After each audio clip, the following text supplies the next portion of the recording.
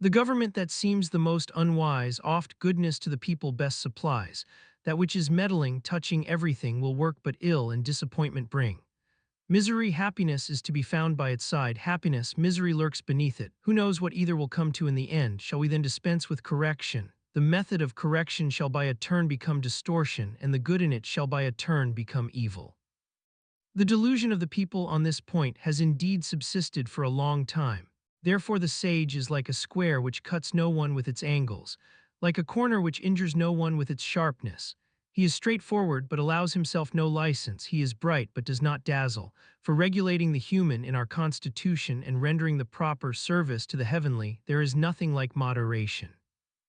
It is only by this moderation that there is effected an early return to man's normal state. That early return is what I call the repeated accumulation of the attributes of the Tao. With that repeated accumulation of those attributes, there comes the subjugation of every obstacle to such return. Of this subjugation we know not what shall be the limit, and when one knows not what the limit shall be, he may be the ruler of a state. He who possesses the mother of the state may continue long.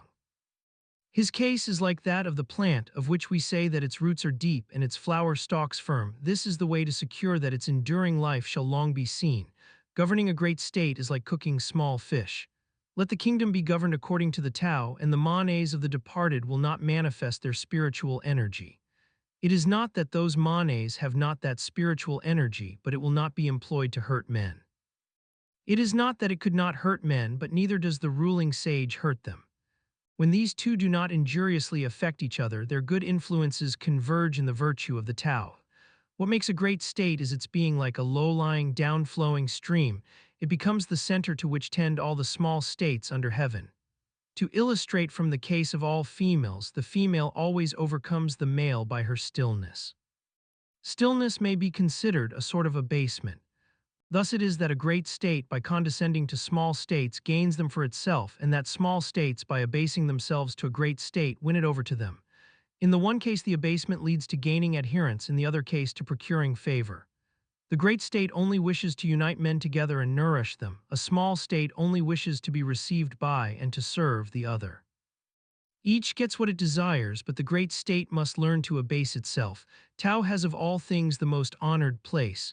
No treasures give good men so rich a grace, bad men it guards and doth their ill efface. Its admirable words can purchase honor, its admirable deeds can raise their performer above others. Even men who are not good are not abandoned by it. Therefore, when the sovereign occupies his place as the Son of Heaven, and he has appointed his 3 ducal ministers, though a prince were to send in a round symbol of rank large enough to fill both the hands, and that is the precursor of the team of horses in the courtyard, such an offering would not be equal to a lesson of this Tao which one might present on his knees. Why was it that the ancients prized this Tao so much? Was it not because it could be got by seeking for it, and the guilty could escape from the stain of their guilt by it? This is the reason why all under heaven consider it the most valuable thing. It is the way of the Tao to act without thinking of acting, to conduct affairs without feeling the trouble of them, to taste without discerning any flavor, to consider what is small as great and a few as many, and to recompense injury with kindness. The master of it anticipates things that are difficult while they are easy, and does things that would become great while they are small. All difficult things in the world are sure to arise from a previous state in which they were easy, and all great things from one in which they were small. Therefore the sage, while he never does what is great, is able on that account to accomplish the greatest things.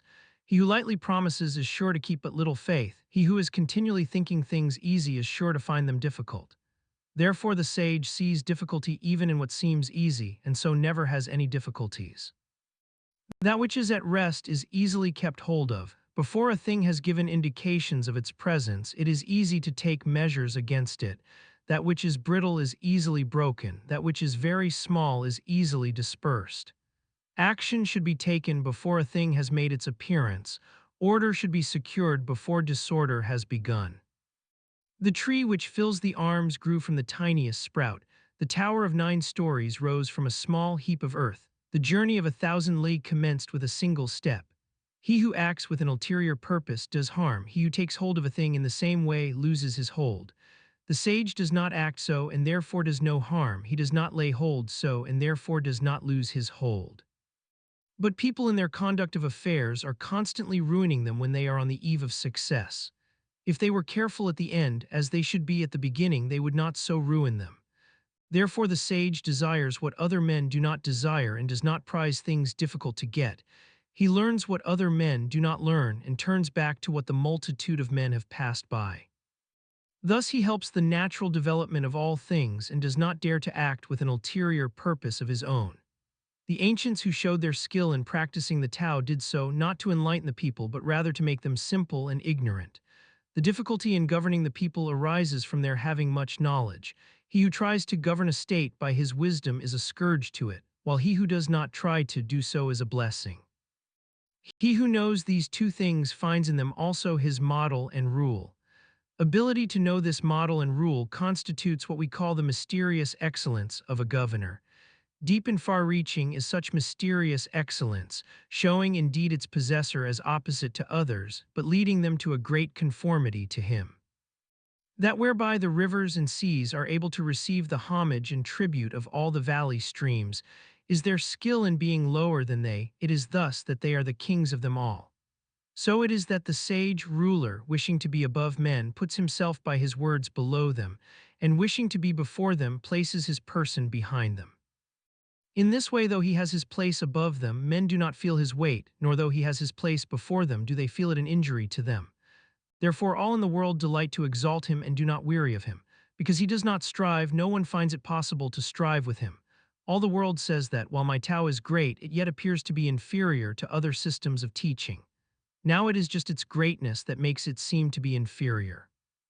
If it were like any other system, for long would its smallness have been known. But I have three precious things which I prize and hold fast. The first is gentleness, the second is economy, and the third is shrinking from taking precedence of others. With that gentleness I can be bold, with that economy I can be liberal, shrinking from taking precedence of others I can become a vessel of the highest honor. Nowadays they give up gentleness and are all for being bold, economy and are all for being liberal, the hindmost place and seek only to be foremost, of all which the end is death. Gentleness is sure to be victorious even in battle and firmly to maintain its ground. Heaven will save its possessor by his very gentleness protecting him. He who in Tao's wars has skill assumes no martial port. He who fights with most good will to rage makes no resort. He who vanquishes yet still keeps from his foes apart. He whose hests men most fulfill yet humbly plies his art. Thus we say he ne'er contends and therein is his might. Thus we say men's wills he bends that they with him unite. Thus we say, like heaven's his ends, no sage of old more bright. A master of the art of war has said, I do not dare to be the host to commence the war. I prefer to be the guest to act on the defensive. I do not dare to advance an inch. I prefer to retire a foot. This is called marshalling the ranks where there are no ranks, bearing the arms to fight where there are no arms to bear, grasping the weapon where there is no weapon to grasp, advancing against the enemy where there is no enemy. There is no calamity greater than lightly engaging in war. To do that is near losing the gentleness which is so precious. Thus it is that when opposing weapons are actually crossed, he who deplores the situation conquers. My words are very easy to know and very easy to practice, but there is no one in the world who is able to know and able to practice them. There is an originating and all-comprehending principle in my words and an authoritative law for the things which I enforce. It is because they do not know these that men do not know me. They who know me are few, and I am on that account the more to be prized. It is thus that the sage wears a poor garb of hair cloth while he carries his signet of jade in his bosom. To know and yet think we do not know is the highest attainment. Not to know and yet think we do know is a disease. It is simply by being pained at the thought of having this disease that we are preserved from it. The sage has not the disease. He knows the pain that would be inseparable from it, and therefore he does not have it. When the people do not fear what they ought to fear, that which is their great dread will come on them. Let them not thoughtlessly indulge themselves in their ordinary life. Let them not act as if weary of what that life depends on. It is by avoiding such indulgence that such weariness does not arise. Therefore the sage knows these things of himself, but does not parade his knowledge, loves but does not appear to set a value on himself, and thus he puts the latter alternative away and makes choice of the former.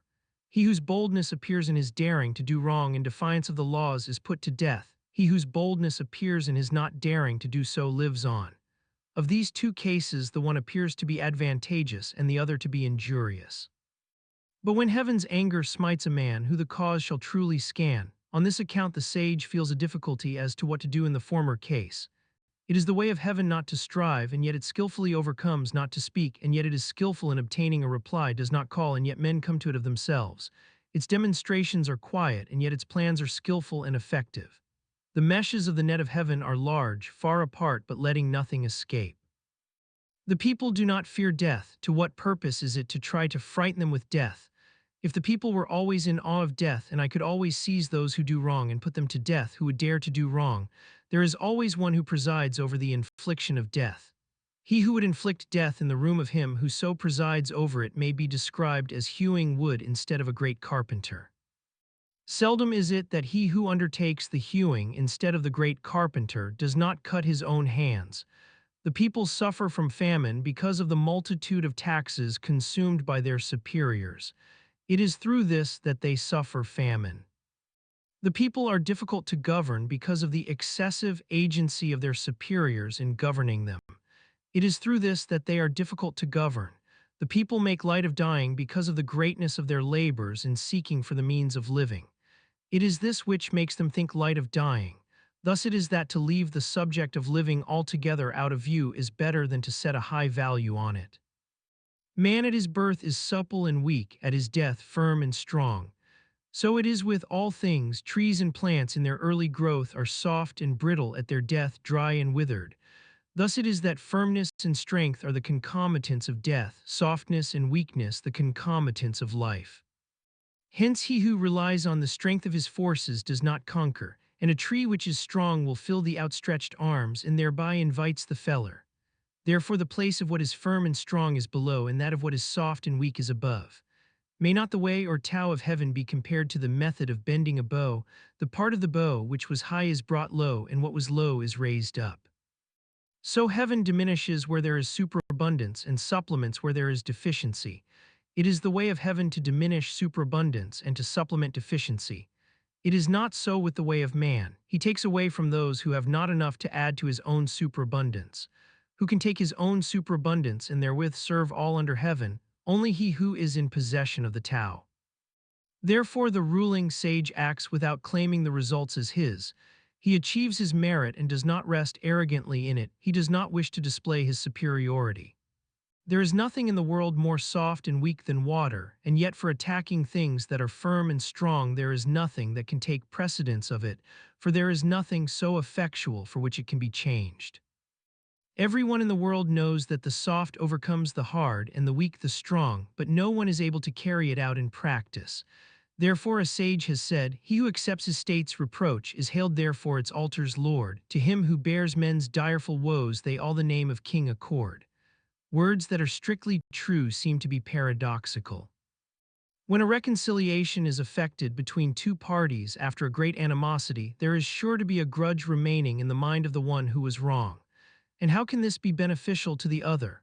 Therefore, to guard against this, the sage keeps the left-hand portion of the record of the engagement and does not insist on the speedy fulfillment of it by the other party. So he who has the attributes of the Tao regards only the conditions of the engagement, while he who has not those attributes regards only the conditions favorable to himself.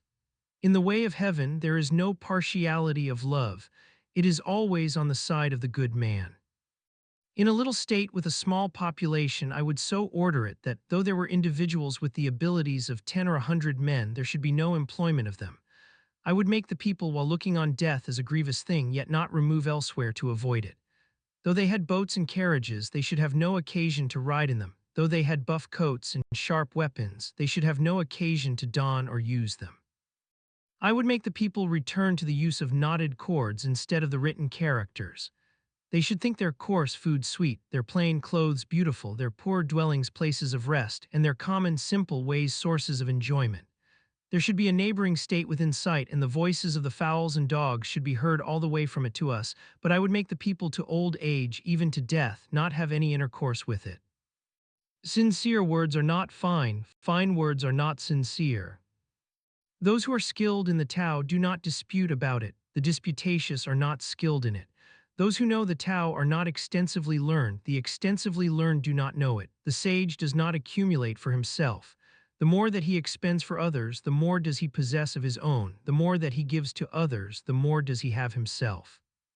With all the sharpness of the way of heaven, it injures not. With all the doing in the way of the sage, he does not strive.